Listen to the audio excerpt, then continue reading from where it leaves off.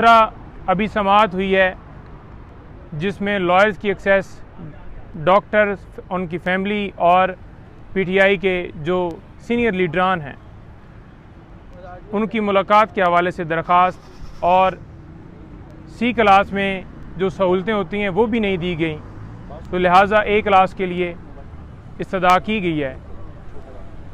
जज साहब ने ऑर्डर वो रिज़र्व कर लिया है, लेकिन ए क्लास के हवाले से उन्होंने कहा है कि इस मैटर को कल के लिए एडजर्न किया जाता है। सरकार की तरफ से एक नोटिफिकेशन की बात की गई कि फ़ेडरल गवर्नमेंट की मंजूरी से ये बाकायदा हुआ है, हालांकि कानूनी तौर पर अडयाला जेल में ऑर्डर थे और वहाँ पर ही ले के जाना था। सिर्फ इसके अंदर मेलाफाइडी ये थी कि ए क्लास और बी क्लास क्योंकि वहाँ पर अटक जेल में नहीं है, तो लिहाजा इस वजह से उन्हें अटक ले जाया गया। गुजारिश ये करता जाऊं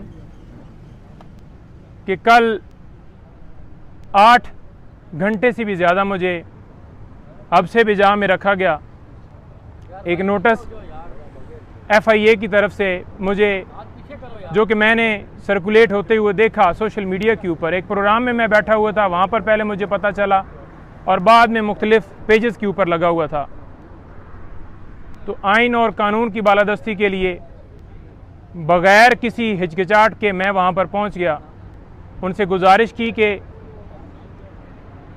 इमरान खान साहब से मैंने मिलने जाना है और उससे पहले सुप्रीम कोर्ट और हाई कोर्ट में मैटर्स पेंडिंग हैं, क्योंकि इमरान खान साहब हमारे क्लाइंट हैं और उनके केसेस को हम डील कर रहे हैं, तो मुझे जाने की इजाज़त दी जाए। आज थोड़ी सी मेरी मसरूफियत है और साथ ही इस्तदा की कि मुझे डॉक्यूमेंट सारे दे दें ताकि मैं जवाब दे सकूं आपको।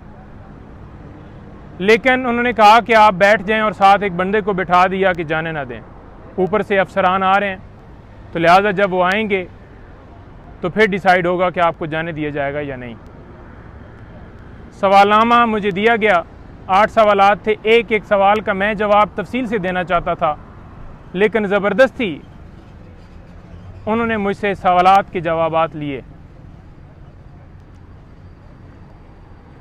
उसके बाद मैंने कहा कि अब मेरा टाइम अभी भी मैंने जाना है, क्योंकि उनको भी शायद पता चल गया कि खान साहब से उन्होंने मिलने जाना है, तो लिहाजा उन्होंने मुझे कहा कि आप नहीं जा सकते जब तक ऊपर से ऑर्डर ना आए।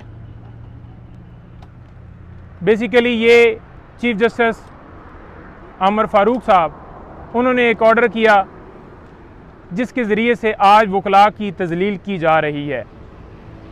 Senior advocate supreme court Khawaja Haris साहब को भी इस केस के अंदर जो ऑर्डर हुआ था उसमें बुला लिया गया है, और इसके साथ साथ और जितनी लीगल टीम है, अली बुटर साहब खड़े हैं मेरे साथ, इंतज़ार हुसैन पंजुथा और जो सीनियर वकला हैं इस केस के अंदर, गौर साहब, बाकी सारे, तो उन सब को वो बुलाने का प्रोग्राम है। शायद वो ये समझ रहे हैं अब पाकिस्तान तहरीक इंसाफ के जो लीडरान हैं उनको गिरफ़्तार कर लिया और जो बच गए हैं वो इसी वजह से ज़रा साइड पे हैं, सामने नहीं आ रहा है कि उन्हें उठाया ना जाए, तो लिहाजा एक आवाज़ वकला की बचती है, तो क्यों ना इनको भी जो है इनकी आवाज़ को दबाया जाए, इनके ऊपर प्रेशर डाला जाए और ये आवाज़ भी बंद हो। हम ये नहीं कि कोई बहुत ज़्यादा पॉलिटिकली किसी पार्टी को क्रिटिसाइज़ कर रहे होते हैं, लेकिन एक अपने क्लाइंट की हद तक उसके केसेस के हवाले से बताना वो हमारा हक है, क्योंकि हम लीगली तौर पर उसके साथ उनके केसेस में अंगेज हैं।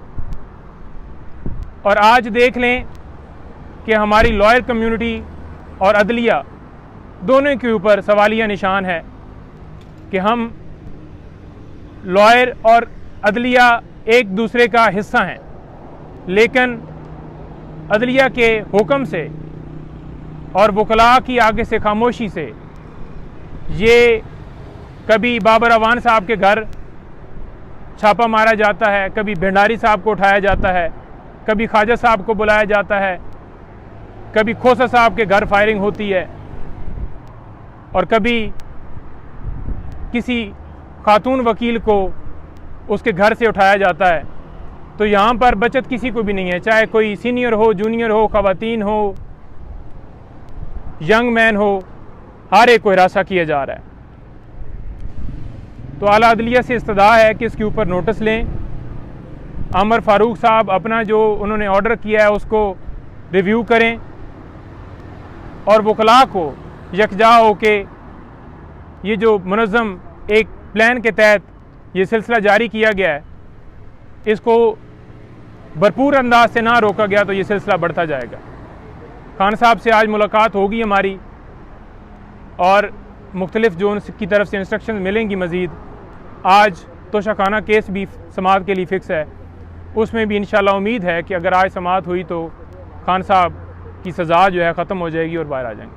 सर, ये 2-3 दिन जो गुजरे हैं, इमरान खान साहब ने क्या बताया आपको, क्या सिचुएशन रही आज की मुलाकात? देखें, जो एक ही मुलाकात हुई है और मुलाकात के अंदर उन्होंने बताया है कि मैंने पूछा है, उन्होंने खुद नहीं कहा कि ये जाकर मीडिया के ऊपर बताएं कि इस सूरत हाल में मुझे रखा गया है।